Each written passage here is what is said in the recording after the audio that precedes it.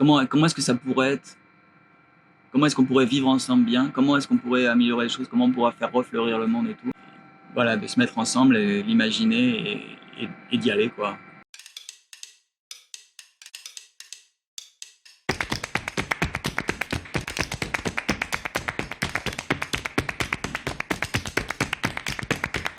Bonjour, je m'appelle François. Je suis juste quelqu'un, comme d'autres d'ailleurs, qui sont aussi des personnes, qui essayent d'être en cohérence avec ses idées, quoi. J'ai envie vraiment de vivre les choses auxquelles je crois. Voilà. J'ai fait un certain nombre de choses, comme par exemple Cannes des Crèches, des démarches pour la décroissance, de marcher pendant par exemple une année avec des ânes pour faire des séminaires sur la décroissance, pour faire des parlottes avec dans tous les villages et tout ça. Des conférences sur la décroissance. Donc il y en a eu un certain nombre au départ. J'ai organisé 2 grosses conférences sur la décroissance internationale. Les crèches, là, ça fait l'idée vraiment de mettre en pratique la décroissance. Et en tout cas, je m'investis là-dessus. C'est un lieu infini d'expérimentation. Et voilà. Mais après, voilà, qui je suis, je sais pas si j'ai répondu à toute la question. Certaines choses que j'ai faites, quoi. Alors le lieu, Cannes des Crèches, c'est-à-dire c'est l'idée de la maison de la décroissance. Ça s'est créé suite à beaucoup d'activités que j'ai pu faire sur la décroissance. C'était pour vraiment mettre en pratique, pas simplement faire de la recherche théorique, mais aussi vraiment mettre en pratique et aussi inspirer la réflexion, inspirer aussi plus de réflexion. Ça vient en tout cas d'un groupe de chercheurs qui a voulu mettre en pratique, mais qui voulait aussi être inspiré par l'expérimentation. On peut pas juste réfléchir à quelque chose. Par contre, c'est vrai que c'est compliqué parce que l'idée de la décroissance, c'est un changement de société. Et on peut pas changer la société comme ça. La société, elle est comme elle est et elle change lentement.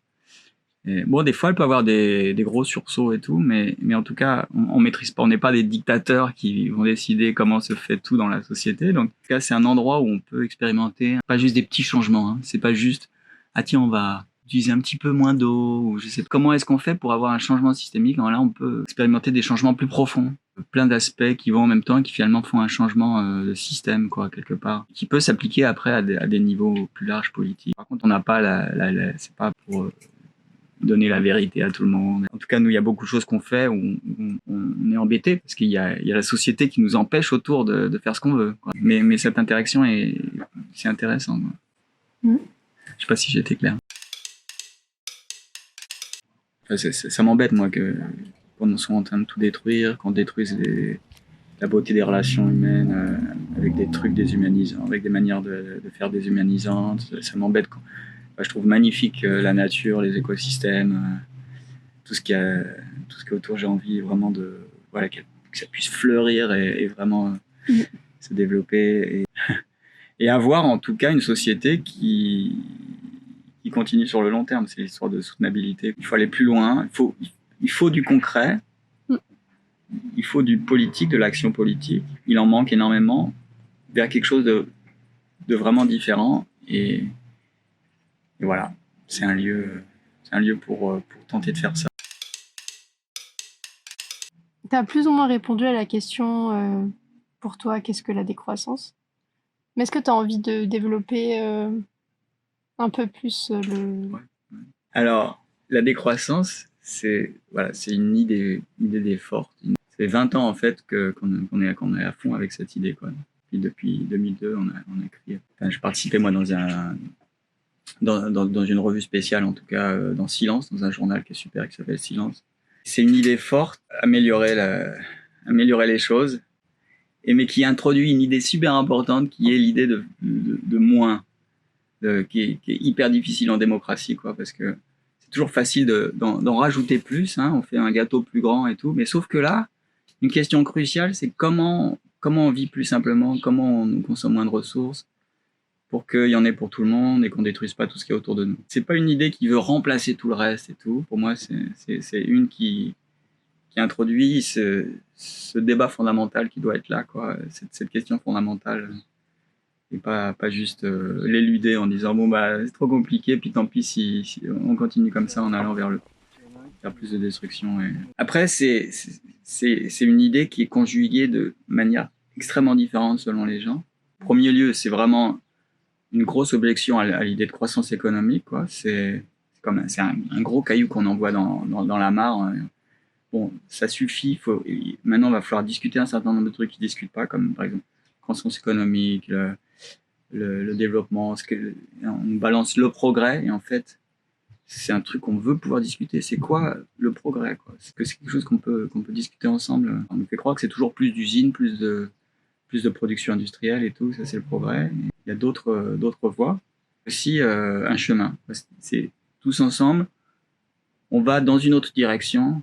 Moins de voitures, utiliser moins d'engrais chimiques, Et en même temps, c'est une troisième chose aussi, c'est aussi une vision qui se renouvelle sans cesse de, voilà, comment on pourrait vivre ensemble bien sur cette planète.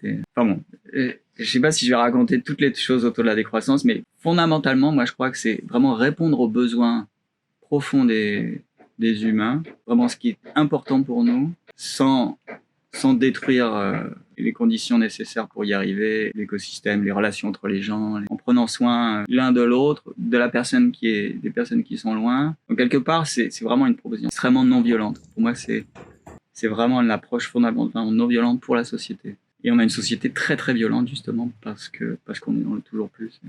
En même temps, il faut aussi prendre soin de soi. Voilà, l'importance de fonctionner de manière profondément démocratique.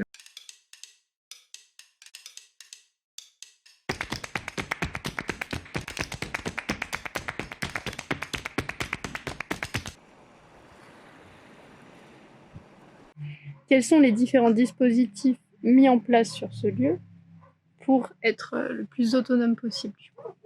Déjà, est-ce qu'on veut être le plus autonome possible? Chose qu'on peut rechercher pour certaines choses, mais finalement, pour moi, c'est pas un but en soi, d'être autonome. C'est bien d'utiliser toutes les ressources qu'on a localement et tout ça, parce que c'est vraiment, si on utilise des ressources locales, il n'y a pas besoin d'aller les chercher, il n'y a pas besoin de transport et tout ça.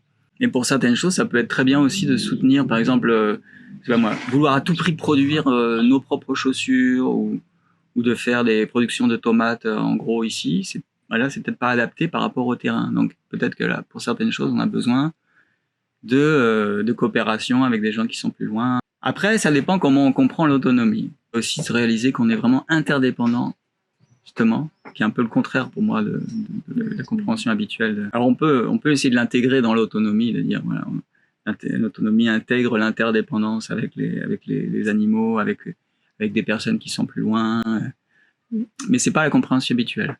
Moi, c'est vrai que j'aime mieux parler de l'importance, oui, de consommer le plus local possible, mais pas que ça soit une fin en soi, mais d'intégrer aussi cette notion d'interdépendance. Mais voilà, maintenant, qu'est-ce qu'on fait ici? Non, mais là, on fait plein de choses. On produit pas de tomates, par exemple, parce que c'est vraiment un lieu qui est pas adapté. Et on produit plutôt des cactus. C'est vraiment, voilà, on s'aperçoit qu'on est dans un lieu extrêmement sec, où il n'y a pas de terre, où il y a beaucoup de soleil, et les cactus sont vraiment la bonne production. Et qu'est-ce qui est adapté ici? Quelles sont les activités? La première chose à voir, justement, c'est dans quel lieu on est et qu'est-ce qui fait du sens ici. On va pas faire une manière de faire qu'on va simplement répliquer partout dans le monde. Non, c'est pas ça, parce que chaque lieu est différent, chaque lieu a des conditions vraiment très spécifiques. Et ça veut vraiment dire s'adapter aux conditions qu'on a ici. On utilise des fours solaires, des poêles économes, enfin, on utilise très peu de bois pour cuisiner. On n'a pas de voiture, donc on a par contre plein de vélos, des charrettes. Attention, il y a les chiens qui arrivent. Allez, vite, vite, vite. C'est arrivé. Allez, j'ai pris une grappe, c'est bon. Allez, avance, Julien, avance. Allez.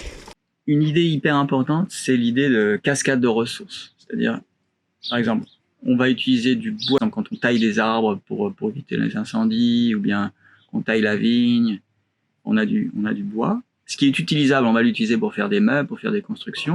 Et une fois qu'on aura, voilà, que ce qu'on aura construit, qui commenceront à être mangés par les mites ou commenceront à avoir des problèmes, on va pouvoir les utiliser pour se chauffer. Certaines branches, on aura utilisé aussi directement pour se chauffer parce qu'elles ont des formes compliquées. Mais une bonne partie du bois, on l'aura aussi utilisé pour composter pour donner à manger aux animaux, par exemple aux chèvres. Et dans la suite de la cascade, on a les cendres. Ces cendres, on va pouvoir les utiliser pour faire de l'eau de cendre, ce qui peut servir à faire du savon noir, qu'on utilise après pour faire la lessive, pour faire la vaisselle, pour laver les sols. Et après les restes, on les utilisera encore en agriculture aussi pour réduire l'acidité du sol. Donc voilà, c'est pour expliquer en tout cas qu'on a une cascade de ressources et énergie. On essaie d'appliquer ça pour toutes les ressources qu'on a, toutes les matières premières. Moi, je fais une thèse de doctorat là-dessus à un moment, donc j'essaie de l'appliquer un peu. Ouais, il y a cette idée, en tout cas, avec les cascades, c'est des cascades de ressources, des utilisations et tout. Mais c'est aussi aller voir qu'est-ce qui se passe d'éviter le fait de voir comme ça où vont les choses. Ça veut dire aussi faire attention à ce qu'on met, par exemple, dans l'eau. Parce qu'on va regarder la cascade qui va derrière. Par exemple, si on utilise beaucoup de savon, de détergent pour nettoyer la vaisselle, ça va se retrouver dans l'eau qu'on va utiliser pour arroser les plantes. Donc on regarde la cascade de l'eau aussi.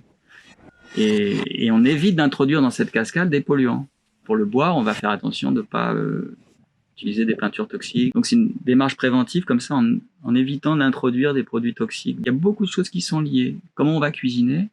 Par exemple, si on cuisine avec le solaire, on va moins brûler.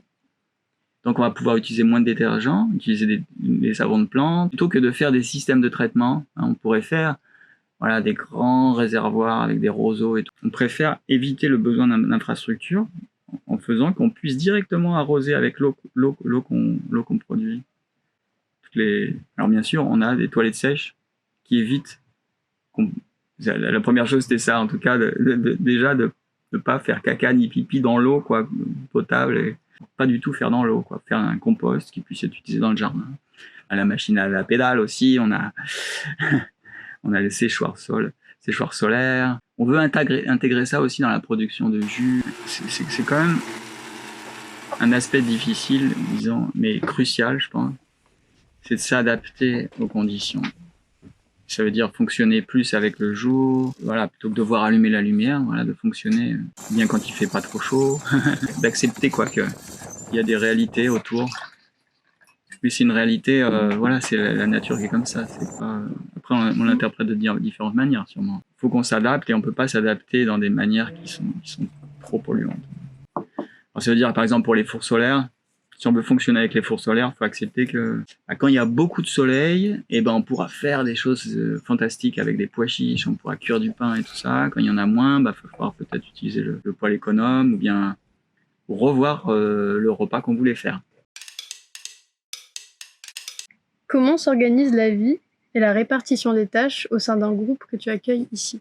Bon, déjà, moi, j'adore qu'il y ait plein de monde qui viennent, plein de woofers, plein de personnes qui viennent. C'était vraiment l'idée de base de Cannes-Clèche, en tout cas. Plutôt que d'utiliser des machines qui permettent de faire les choses tout seul, c'est vraiment de résoudre plein de problèmes collectivement, parce que c'est chouette. C'est chouette de faire les choses à plusieurs. Et en plus, ça peut permettre de faire des choses beaucoup plus écologiques et respectueuses de la nature, en fait, quand on met les énergies ensemble. Et comment on s'organise? On a un système de... Bon, l'idée ici, c'est vraiment, comme je disais, c'est un lieu d'expérimentation. Et d'expérimentation, où on peut être un nombre différent de personnes. Et dans laquelle on fait un jeu ensemble, en fait, où chacun prend des rôles, et des rôles complémentaires, et des rôles où on s'entraide les uns les autres.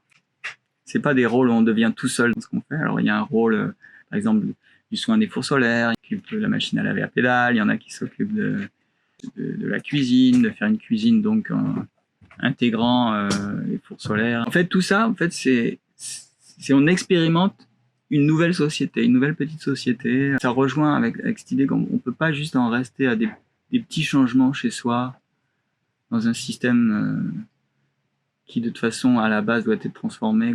Et on a besoin aussi de croire, d'entrevoir des manières nouvelles de s'organiser. Et je pense que des lieux comme ici permettent de vivre un système différent. Et ce système, il se concrétise avec cette idée de rôle différent dans lequel on s'entraide. Et c'est juste un jeu finalement. Et dès qu'il y a des choses en fait qui sont pas parfaites et tout ça, on en parle et on peut transformer. il y a deux choses fondamentales pendant les réunions. C'est déjà de célébrer tout ce qui est créé, parce que souvent on oublie, donc il est important la célébration, la musique, là, on le rappelle.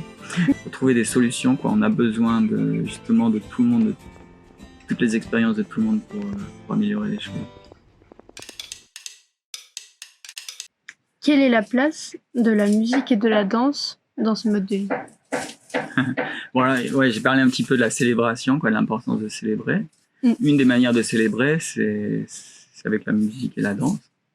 Bon, alors là, on a un petit Joan Isabeau. Il a bien compris que très souvent, il faut chanter et danser. Tellement content, quoi, quand on chante et qu'on danse, quoi, vraiment.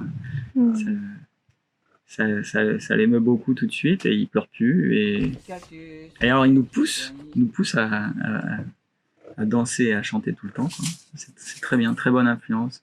Il y en a qui disent, là je parlais avec quelqu'un qui disait que ouais, les enfants, quand il y a des enfants, alors on peut plus faire les choses de manière écologique. Mais non, si on les écoute, petit Joan Isabeau, il nous pousse à chanter et danser tout le temps. Et c'est une manière, en tout cas c'est une manière d'être heureux ensemble avec rien du tout. C'est magnifique. La chanson et la danse. Alors surtout la danse, lui il adore surtout la danse. Il y a un autre aspect, quoi, c'est l'importance des danses collectives. Un peu comme les jeux de rôle qu'on fait dans Cannes-des-Clés. De se retrouver dans des danses collectives, les danses traditionnelles, c'est vraiment aussi une manière d'avoir vraiment du plaisir et du bonheur ensemble. Alors, ici, on produit du cactus, du jus et des tas de choses. Donc, est-ce que tu peux nous en dire plus sur les différents rôles et intérêts du cactus? Le cactus. Alors, le cactus, a un intérêt parce que ici, c'est ce qui fait du sens. On a essayé de planter plein d'arbres et tout, et c'est vrai que un des seuls qui pousse facilement, c'est le cactus. Donc, quelque part, on s'adapte. C'est une culture qui est très économe en eau, et ça produit de la verdure et des fruits en été, alors que c'est un moment justement le plus dur. C'est un moment crucial où il y a plein de choses qui poussent pas ici. Donc ça a du sens dans un environnement comme ici. Après, c'est pas du tout une chose qu'il faut exporter dans des endroits qui sont pas adaptés, ça sert à rien. On peut faire plein de choses avec. Alors, on peut faire du jus, on peut faire des confitures avec les fruits, des légumes, avec les feuilles, les raquettes de Poncia. Il y a une forme cultivée, il y a une forme sauvage, les deux sont bonnes. C'est aussi une plante médicinale qui guérit beaucoup de problèmes, notamment les problèmes de digestion.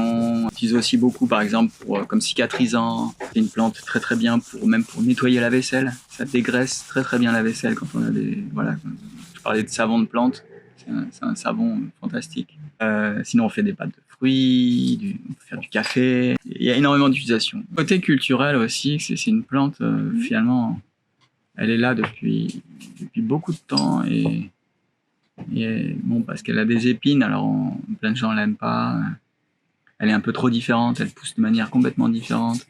Et justement, c'est ce qui fait aussi qu'elle réussit à survivre dans la sécheresse. Donc.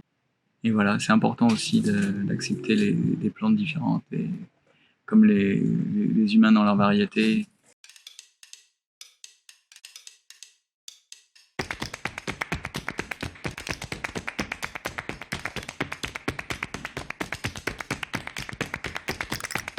Une des choses importantes, c'est vrai que telle transformation à réaliser, notamment l'agriculture doit complètement se transformer, sortir de la monoculture, arrêter l'usage de toutes sortes de produits chimiques. Ce changement, il est pas évident à faire. Faut revoir complètement comment on construit les maisons, comment on utilise l'énergie. Il y a une sacrée transition à faire. C'est tellement fantastique s'il y a des gens comme les woofers qui viennent pour aider et qui aident à faire cette transition, parce que c'est énorme. Plein de gens se lancent dans des projets à la campagne en voulant tout transformer, et ça se justifie complètement qu'il y ait un soutien, parce que les choses à faire sont énormes. C'est tellement fantastique. Je suis tellement reconnaissant de tous les gens qui nous ont aidés dans la démarche qu'on a eue ici. Je trouve ça super, en tout cas, l'énergie de plein de jeunes et de moins jeunes, quoi, qui viennent pour pour soutenir des projets agroécologiques et ça, mais il y a du boulot, il y a tellement de boulot qu'il y a vraiment besoin d'aide de tout le monde. Et bah, t'es arrivé à faire une transition avec la dernière question, qui est est-ce que tu crois du coup en un autre avenir qu'une catastrophe? Mais moi, je pense qu'on peut faire beaucoup. Je suis naturel optimiste. Je pense qu'on peut changer les choses. Par contre, c'est pas donné d'avance, quoi. Voilà, c'est tout à fait possible d'avoir que tout se passe bien, mais il faut le vouloir, faut qu'il y ait des nouvelles politiques, faut qu'il y ait de la volonté des gens. Moi, c'est pour ça que je fais Cannes des Clèches, parce que je crois vraiment dans l'avenir. Bon, faut pas se cacher les yeux. Forcément, il y aura des crises, mais elles seront d'autant moins graves que justement, on se bougera pour faire autre chose. Toute petite action, toute initiative là qui va dans le bon sens est vraiment tellement importante. Je sais pas, moi je vois vraiment tellement de justification de faire, de se lancer dans l'agroécologie, de penser de faire de l'action sociale et tout ça, c'est tellement important, quoi. Justement maintenant, quoi. C'est vrai qu'on est perdu si ça finit par un égoïsme où chacun pense juste tiens, je vais me sauver ma peau dans la situation actuelle et penser juste à moi. Et voilà. Moi, je pense beaucoup qu'il faut qu'on se mette ensemble et qu'on imagine le futur, qu'on imagine une société. Comment est-ce que ça pourrait être? Comment est-ce qu'on pourrait vivre ensemble bien? Comment est-ce qu'on pourrait améliorer les choses? Comment on pourra faire refleurir le monde et tout? Et voilà, de se mettre ensemble et l'imaginer et d'y aller, quoi. Et c'est vrai qu'il y a beaucoup de problèmes à l'heure actuelle parce qu'on n'imagine pas une autre manière de faire, on n'imagine pas d'autres manières de s'organiser. Et je pense que c'est la première chose. Et imaginer des histoires de transformation, de voir comment, tiens, qu'est-ce qui pourrait se passer finalement différemment et de voir, ah ouais, mais c'est possible, on va tout faire aussi pour que ça se passe comme ça. Le futur écologique est possible, faisons-le, allons-y.